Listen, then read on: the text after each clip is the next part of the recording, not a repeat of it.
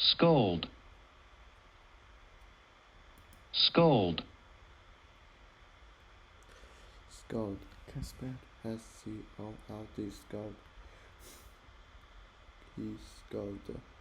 Scolded. Scolded the children for making a mess. Okay, scold. Okay, scold like that. Scold. Okay. Mr. Gomez waved his hands and Scolded. Please travel safe. Travel safe. The acrobatics. acrobatic. Okay, acrobatics. Like that. Acrobatics. Yeah, that's acrobatics. What's this? Sold. Scold. scold, scold, scold, scold, A scold the children for making a mess. Okay. To speak an angry way. Okay. Verb. Okay. Acrobatics.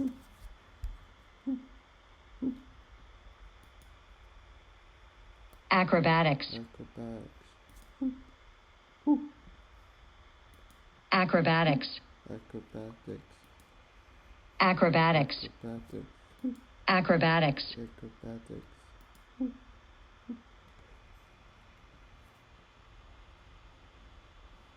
Yeah, this like acrobatics. Okay. Okay.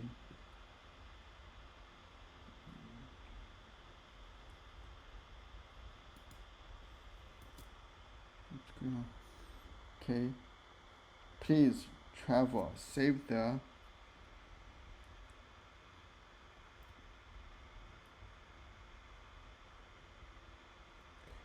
Acrobatics. For God. gym. Okay. Do you have gym class? Yes. Yeah, gym. The gym class. What's this? Acrobatics. acrobatics, Acrobatics. acrobatics, Acrobatics. acrobatics, Acrobatics. Okay. Gym is a place. Okay. gym, Gym. gym, Gym. Gym. gym, Casper. G-Y-M. Gym. What do you do in gym? You play. Yeah, you play. Yeah, exercise. Yeah. Okay. Okay. Please travel. Save the acrobatics for Gym class. But it's about just grand as the she looked over travels one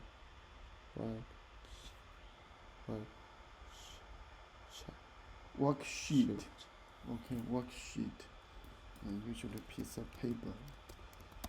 Worksheet. Why it's so slow? Yeah, worksheet.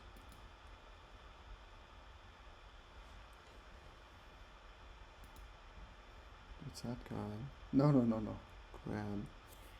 What do you exercise? Well, you exercise in the. Yeah, say gym, Gym. gym, Gym. gym, gym, okay, can spell. G-Y-M. Gym. Okay.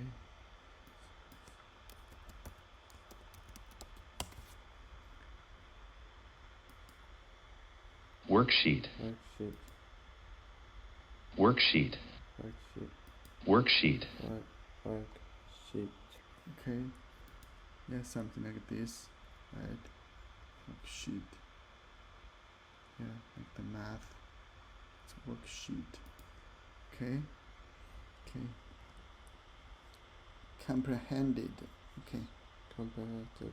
Whatever Trevor felt, he really comprehended something new. He celebrated by jumping up and twisting himself into a new shape. Okay. What is Trevor celebrating when he jumps and twists? Use context clues to help you figure out the meaning of the word Comprehended. Comprehended. Okay. He has started learning about a new topic for the first time. He realizes he wants to become a homework assistant. Good. One day, he followed Fully understands that what Isabel is trying to teach him. He has an idea for a new shape he could twist into. Okay, which one? Okay, what's that? Okay. Let's comprehend. Okay. Comprehend means understand. Comprehend. Okay, comprehend. What's this?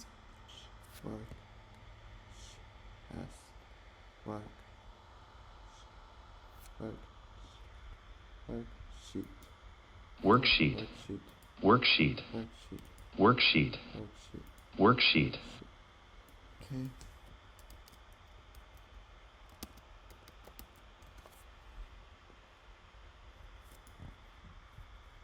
Comprehend. Comprehend. Comprehend. Comprehend. Comprehend. Comprehend.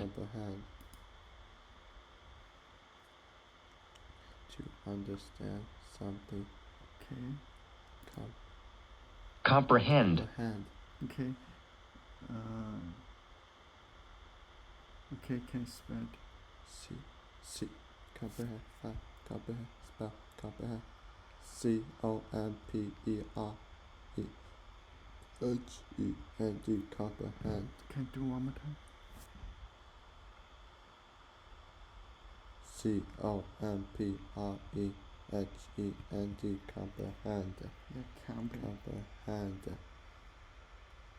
Understand. He is able to fully comprehend what is happening. Okay, let's comprehend. Okay, comprehend. Okay, submit. Good job. Okay, finish it. Okay, finish it.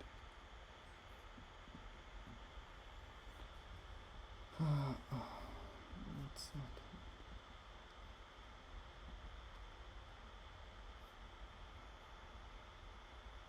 Do we have many lot of things? See, historical fiction. Okay. Do you want to watch a video? Have you ever wondered what it would be like to live in the past? What kind of food would someone eat in ancient Egypt?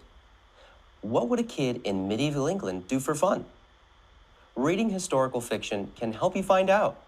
These types of stories blend real events from history with fictional stories or characters to make you feel like you're right there in another time. That's the magic of historical fiction. Today, we're going to practice our comprehension skills by reading a historical fiction story together. Let's begin reading. Jack tightened the straps on his saddle as the first rays of dawn crept over the Wyoming plains. At just 18, he'd ridden for the Pony Express for over a year. He'd braved fierce storms, rough terrain, and wild animals. all to help carry mail out to the new state of California. Oh, I already see some details that make this story stand out as historical fiction. Look here. It says California was a new state, so that means this story takes place in the past. And check out these details. Our fictional character Jack works as a mail carrier for the Pony Express, which was an actual mail service that ran from 1860 to 1861. Back then, the most efficient way to transport letters across the country was on horseback.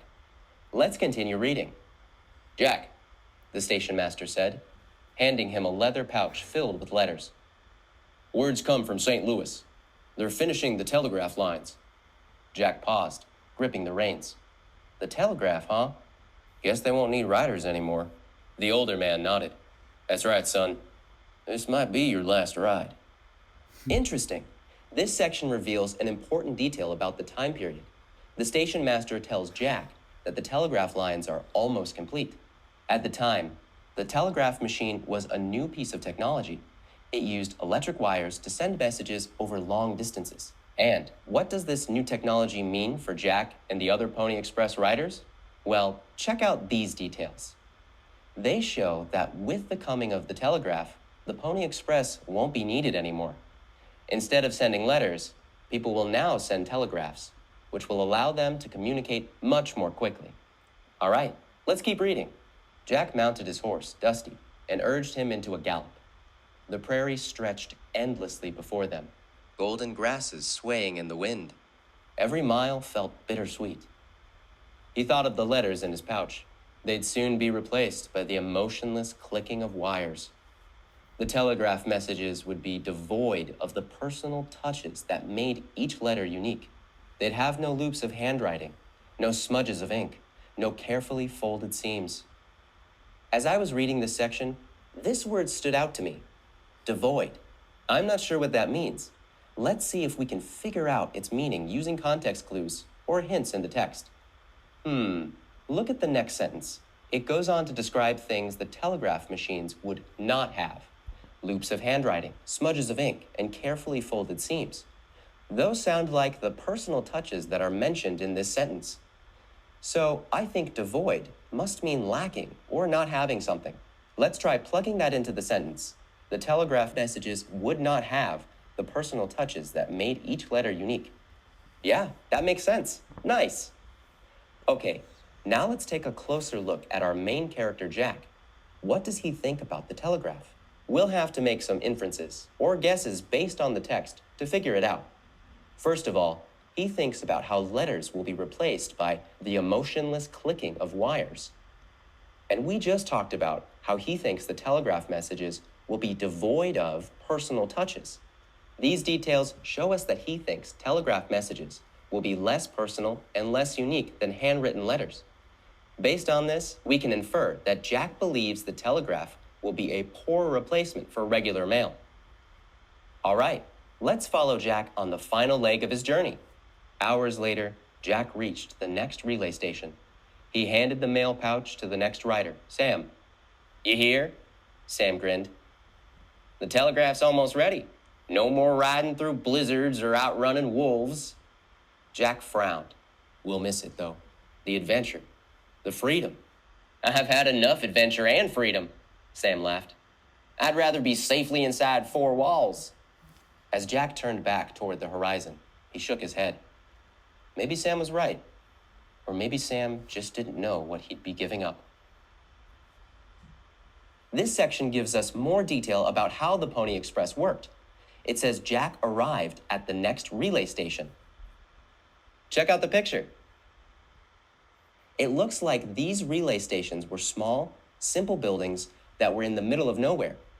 That makes sense because the text says that Jack has to ride for hours to reach the next station. Then, when he gets there, he hands the mail to the next rider. So it seems that one rider, like Jack, would carry the mail pouch a certain distance, and then he'd pass it on to another rider, like Sam, to take it on the next stretch of the route. This means one rider didn't necessarily carry the same mail from the beginning of the Pony Express trail all the way to the end. Interesting.